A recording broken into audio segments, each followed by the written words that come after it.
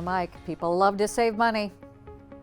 Yes, they do, but it's how they save it is what's important. We don't want Uncle Sam to have any more. That's what I found, that most people, when they're planning for retirement, there's an old adage which means put as much money as you can in your 401k, and when you retire, you're going to be fine. That's not the case, because what happens is there's magic numbers that need to be in each bucket. I try to define retirement in 3 different buckets. You have a taxable bucket, a tax-deferred bucket, and a tax-free bucket. Okay. There's a magic number that has to be in each one of those. And I can tell you the one that is in the tax-deferred, where most people save the money, is problematic.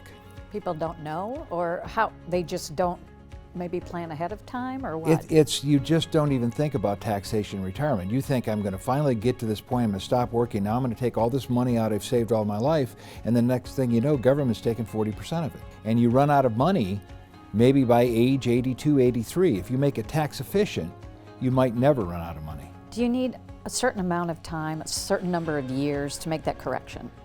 The sooner the better. Right. But you also have to know, where you work, what options you have available to you at work, such as a Roth 401k versus a traditional 401k.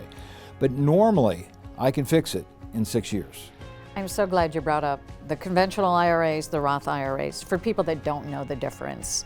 The Roth, which I think is one of the best investments a person can have, it accumulates tax-free and it comes out tax-free. The problem is you don't get to have a deduction. So if you were switching your 401k to a Roth 401k and you're putting $10,000 in, you better plan on paying $2,500 more in taxes, because the Roth 401k, you don't have the deduction. Okay, so tell us some examples of people who, after talking to you, figured out how much they should be saving and can save. Well, it's not how much they should be saving, it's where they should be saving. Okay. I never work with anyone to say, oh, you need to put so much more money in. It's more, let's reallocate your funds.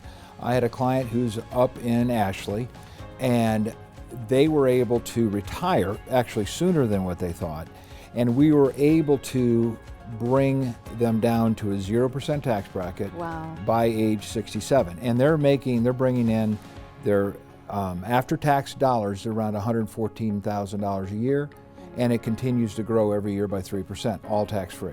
So what's that tax strategy look like? The tax strategy is to make sure you have the right amount of money in the right bucket. So if you have too much money in your 401k bucket, you need to start changing that into a Roth, a Roth 401k. Right. So that's really the key. And when you look at it, I would say to you, a couple who is now age 65, their magic number is going to be about $250,000.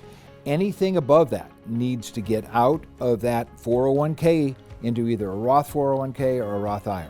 You're kind of like a little Superman, the way you fly in here and help people. They actually think that sometimes. I bet they do. Because it's always like, really, we can do this. Or I've had clients, another one this week actually said, I just want to retire.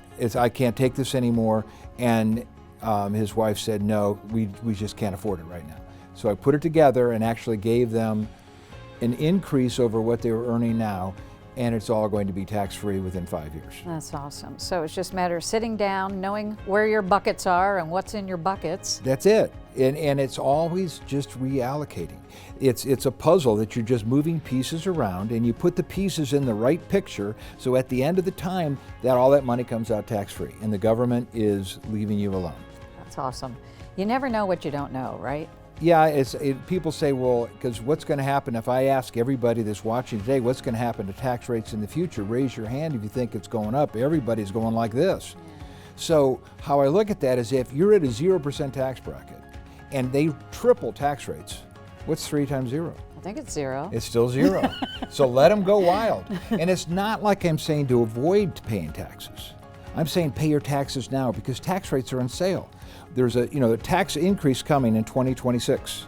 It's already cooked into the books, and let alone whatever else you're proposing. So if you pay it now when you could control it versus paying in the future when you have no idea how high it's going to be, you're much better off paying it now when tax rates are on sale. Well, Mike, you've got the message, and I know you've got a phone. People can call you and sit down with you and be on the right track. So thank you. You're welcome.